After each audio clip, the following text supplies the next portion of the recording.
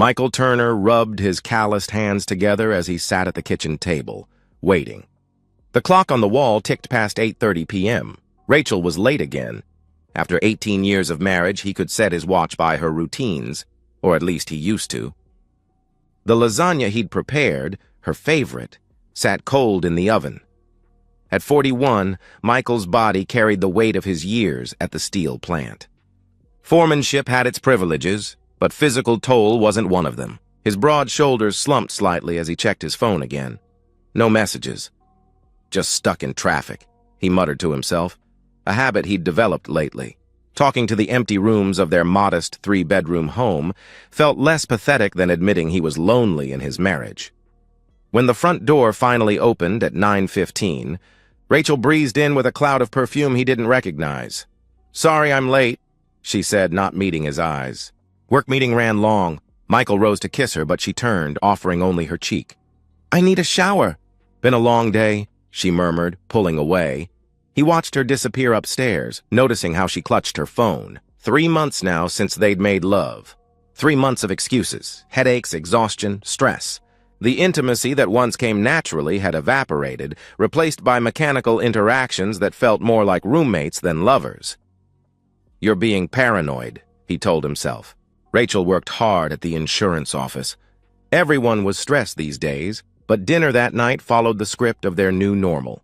Rachel picked at her food while scrolling through her phone. When a text came through, she laughed, a genuine laugh, the kind he hadn't heard directed at him in months, then quickly turned the screen away when he glanced over. "Who's that?" he asked, keeping his tone casual. "Just Karen from work." "You know how she is," she replied too quickly. She never mentioned Karen before. That night, lying beside his wife's sleeping form, Michael stared at the ceiling. The distance between them felt physical, measurable. Just 6 inches of mattress, but it might as well have been miles. The rhythmic sound of her breathing used to comfort him. Now it raised questions that gnawed at his insides. Rachel's phone glowed briefly on the nightstand with an incoming text. Almost midnight. Who messages an insurance agent at midnight? His hand twitched, tempted to reach over to know for certain. Instead, he clenched his fist until his nails bit into his palm. Last week, she'd claimed to be working late 3 times, but when he called her office on the 3rd night, Karen, the real Karen, had said Rachel left at 5. When confronted, Rachel dismissed it as a misunderstanding. She'd been working at a coffee shop near the office. Poor reception. He'd nodded, accepted the lie because the alternative would shatter everything. Michael had sacrificed for this marriage. Passed up a management opportunity in Pittsburgh because Rachel didn't want to leave her family. Worked double shifts to afford the down payment on this house. Built the backyard deck with his own hands because she wanted a place to entertain friends who rarely visited anymore. Now her phone glowed again in the darkness. "What if I'm not imagining this?" he whispered to the darkness. Michael stared at Rachel's phone on the nightstand, his fingers trembling inches away. One touch, one swipe, and he'd know. Instead, he pulled back, turned away. "If she's hiding something," he muttered, his jaw tight, "I'll find out the right way." Michael sat in his truck outside Harley Investigations, stomach churning with acid. 3 days of internal debate had led him here to this nondescript office with its faded blinds and discreet signage. He checked his watch. 7:30 a.m. His shift didn't start until noon. No one would miss him. Inside, Jim Harley's handshake was firm, his eyes devoid of judgment. The office smelled of coffee and paper. "I never thought I'd be doing this," Michael said, hating how his voice cracked. "No one ever does," Harley responded with a knowing nod. "But sometimes you need peace of mind." The words peace of mind lingered as Michael wrote the check for the retainer fee. $2,000, nearly a month's savings, for what he prayed would be evidence of his paranoia. Harley promised updates within days. The first report came faster than expected. Just 48 hours later, Michael sat in his truck during lunch break, staring at an email attachment. His thumb hovered over the download button for 3 full minutes before he tapped it. The photos loaded one by one. Rachel's car parked outside a gym. Rachel meeting a man in the parking lot, tall, younger, wearing expensive clothes. Nothing definitive, but enough to twist the knife deeper. 3 days later, Harley delivered the killing blow in person.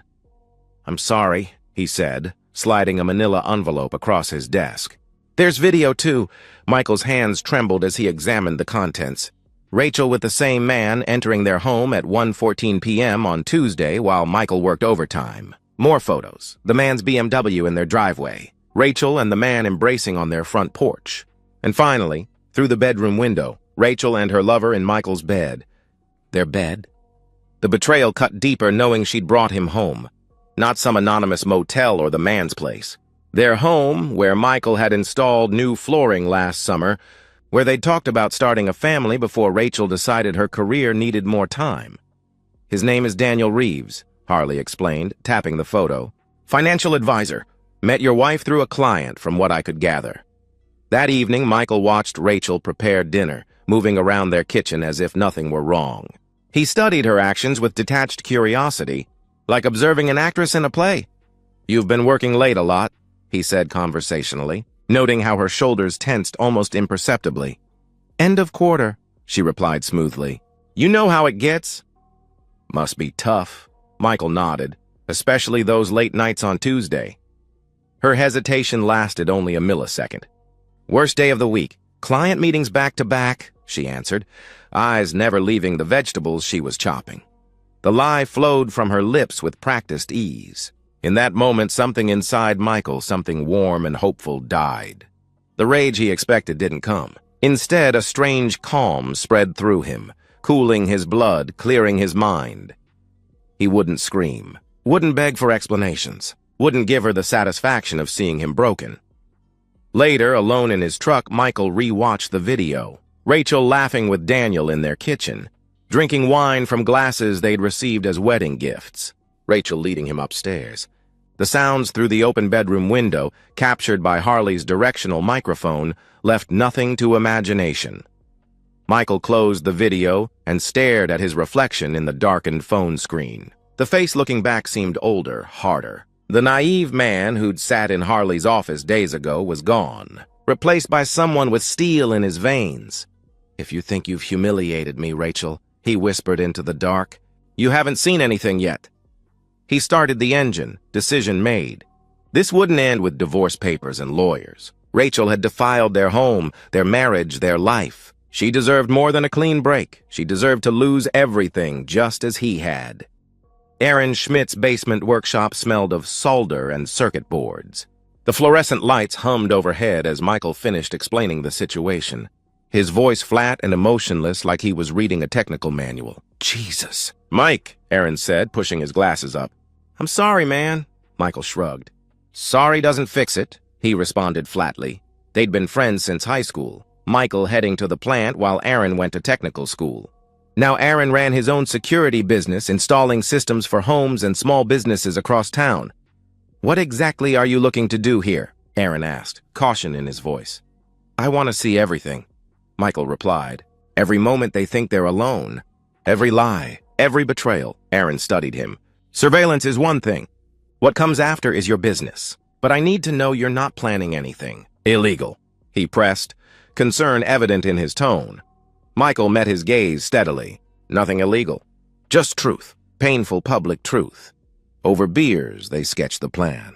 Wireless cameras, hidden in smoke detectors, air vents, and bookshelf corners. Remote monitoring through Michael's phone. Backup to cloud storage only Michael could access. "And the smoke devices?" Aaron asked, pointing to that section of their diagram. Michael's expression remained unchanged. "Theatrical smoke, non-toxic, remote-activated, like they use in fire drills or stage productions." Aaron nodded slowly. "I can build that. Small canisters, powerful enough to fill a room in seconds." "But Mike, this is elaborate," he observed, eyebrows raised. "She didn't just cheat," Michael replied, his first hint of emotion breaking through. "She brought him into our home, where we built our life, He stopped, composing himself. "This isn't just about catching them.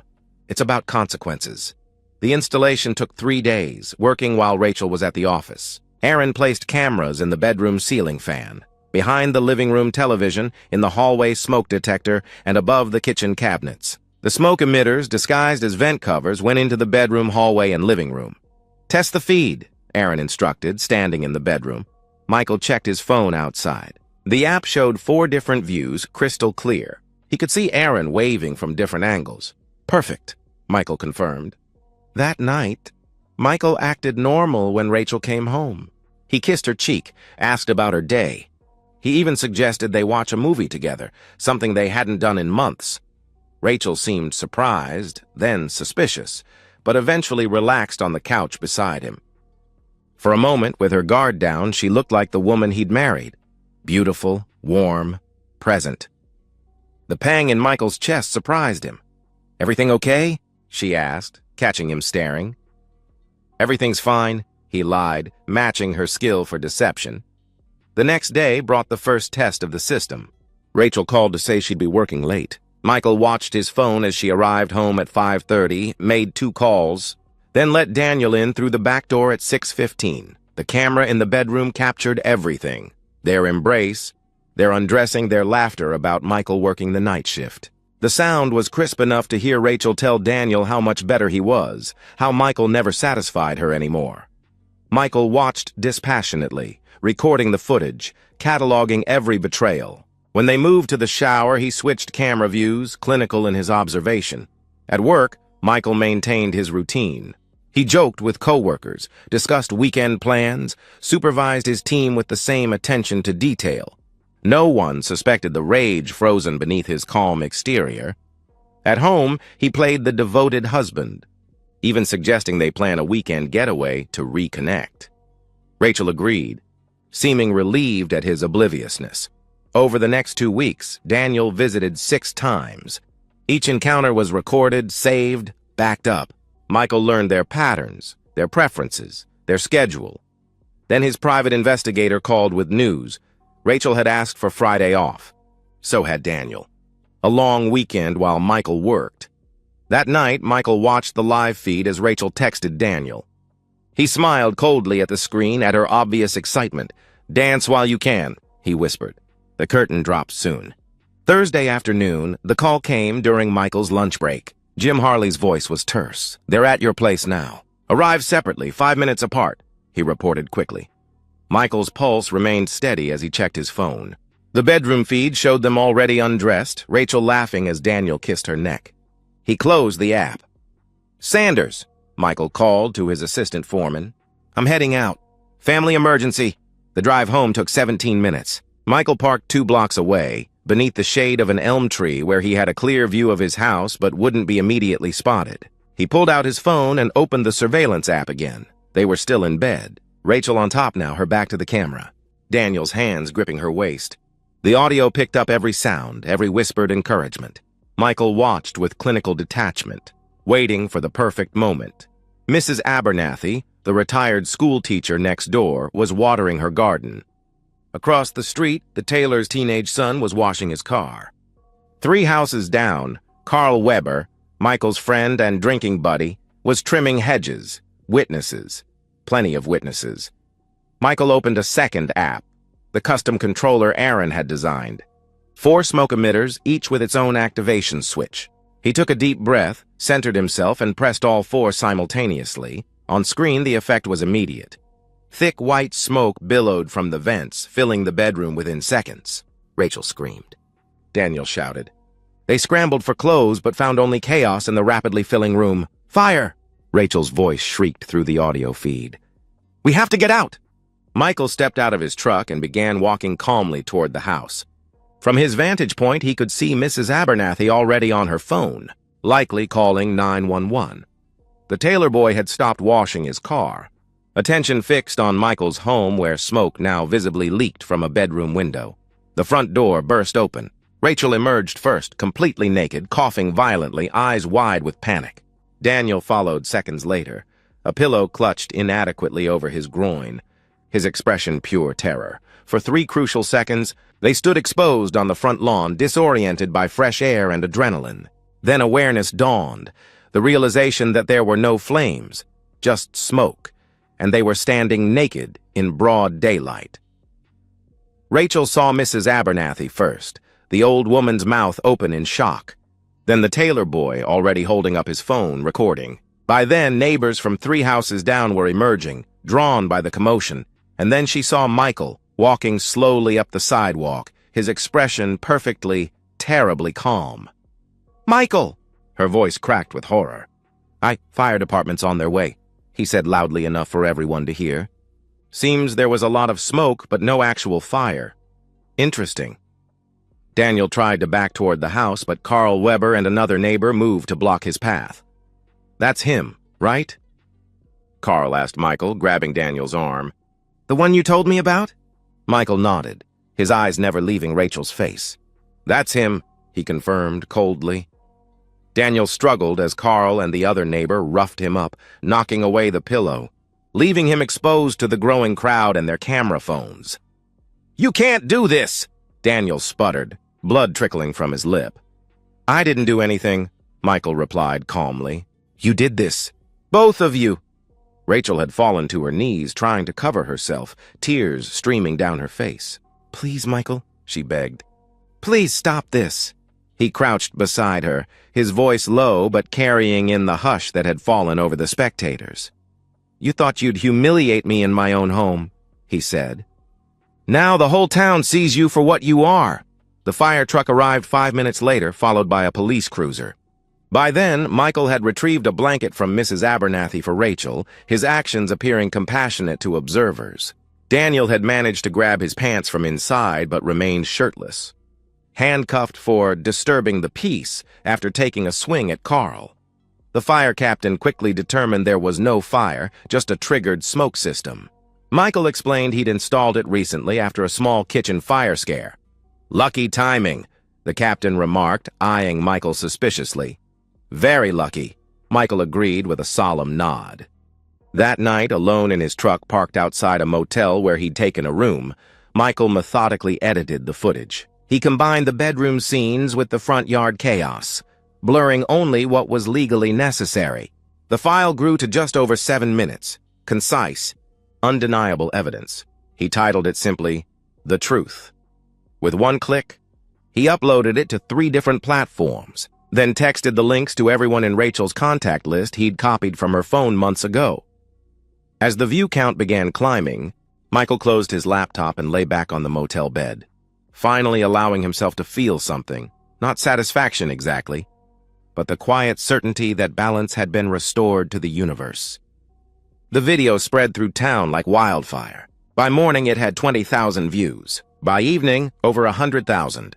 Local news couldn't report it directly, but vague references to an incident involving public indecency filled the airwaves, driving more curious viewers to search online. Michael returned home the next day to find Rachel gone, her essential belongings taken. A single note on the kitchen counter read, "How could you?" He crumpled it without response. 3 days later, Rachel's sister called, voice tight with controlled anger. "She's staying with me," she said. "She wants to come get the rest of her things." "The door's unlocked from 9 to 5 tomorrow," Michael replied evenly. "I won't be here. This is cruel, Michael." "Even if she made a mistake," she began, but Michael cut her off. "A mistake is forgetting an anniversary," he interrupted. "What she did was a choice, made repeatedly, in my home." The sister had no response to that. At work, Michael received nods of respect from men who'd seen the video. No one mentioned it directly, but their eyes conveyed understanding, even approval. The women avoided his gaze, uncomfortable with his calculated revenge, yet unable to defend Rachel's actions. The divorce proceedings moved swiftly. Michael's lawyer presented the private investigator's evidence, the professional photographs and videos, not the viral footage. Rachel had no leverage, no claim to alimony given her infidelity was documented.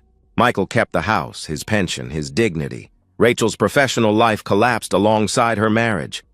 The insurance firm, concerned about community standards and company image, terminated her position. Daniel fared no better. His financial firm placed him on leave, then quietly asked for his resignation. 2 weeks after the incident, Michael received a text from an unknown number, Daniel's wife, thanking him for exposing the affair. She'd taken their children to her parents' home in Colorado. "At least someone had the courage to tell the truth," her message read. Michael didn't respond.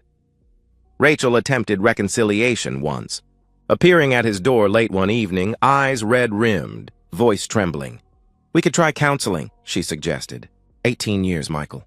Doesn't that mean anything? He studied her face, still beautiful, still familiar, and felt nothing but hollow recognition.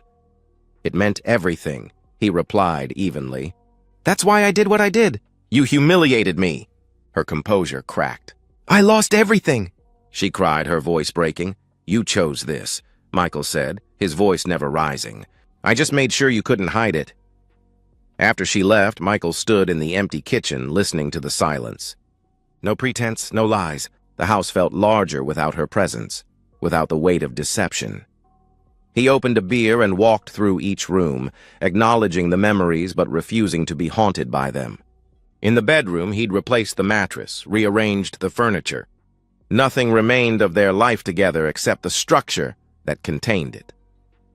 Michael sat on the edge of his new bed, took a long sip of beer, and whispered to the empty room. Freedom has a price. She paid hers. 6 months passed. Winter yielded to spring, bringing new growth to the flower beds Rachel once tended. Michael let them fill with wildflowers instead, untamed, honest in their randomness. The video had long since faded from public interest, but its impact lingered. Rachel had left town, moved to Cincinnati according to mutual friends who still spoke to both of them. Daniel had disappeared entirely from local gossip. They existed now only as characters in a cautionary tale, whispered about at bars and book clubs. Michael found himself the unexpected recipient of attention from single women in town. He declined all advances, not from loyalty to Rachel's memory, but from a newfound comfort with solitude. The silence in his home no longer felt like absence. It was presence, peace, possibility. Tonight he sat on his back deck, the one he'd built with his own hands, watching stars appear in the darkening sky. A beer rested beside him, half-finished and forgotten as he contemplated the past year. The revenge hadn't healed him, not completely. The scar remained, a hard ridge across his heart, but it had restored balance to his world. Rachel had attempted to make him a fool, a punchline to a joke he wasn't meant to hear. Instead, he'd rewritten the ending. At the plant, they'd promoted him to senior foreman. His focus, his calm under pressure, qualities forged in Betrayal's fire, had impressed management. Life moved forward, one solid step after another. Sometimes he wondered if he'd gone too far, if public humiliation exceeded the crime of private betrayal. But then he'd remember Rachel in their bed with Daniel, laughing at his ignorance, and the doubt would vanish. People say revenge is hollow, Michael said to the night sky. Maybe they're right. But when she chose deceit, she burned the bridge. All I did was light it up so everyone could see. He finished his beer in one long swallow, and I don't regret a single flame. And so, we've reached the end of today's story. Was it what you expected, or did it take a twist you didn't see coming? I'm curious to hear your thoughts. Share them in the comments below, and let's get a conversation going. If this story kept you hooked, make sure to hit that like button. And if you're new here or just haven't subscribed yet, now's the perfect time to join our community. I bring you fresh, captivating stories every day, so click that subscribe button and turn on notifications so you never miss out. Thanks for watching, and I'll see you in the next one.